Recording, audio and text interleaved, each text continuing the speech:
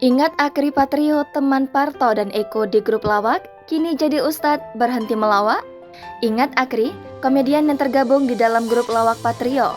Diketahui, grup lawak Patrio terdiri dari Parto, Eko, dan Akri. Jika Parto dan Eko masih eksis di stasiun televisi, tidak dengan Akri. Akri belakangan jarang tampil di televisi. Lama tak terdengar kabarnya, Akri Patrio kini fokus jadi seorang pendakwah. Dipantau dari Instagram @akripatrio_tv, Akri kerap mengunggah kegiatan dakwanya. Selain mengunggah foto kegiatan mendakwah, Akri pula kerap mengunggah foto para santri. Apakah Akri enggan lagi melawak? Memantapkan karir menjadi ustadz, Akri Patrio mengaku tak menolak melawak lagi bersama Patrio. Dikutip dari kompas.com dengan judul Akri Patrio bantah disebut tak mau lagi melawak, Akri mengatakan dunia lawak bukan sesuatu yang menyesatkan menurutnya. Oleh karenanya, tidak jadi alasan baginya untuk tak lagi melawak karena sudah hijrah dan menjadi ustadz.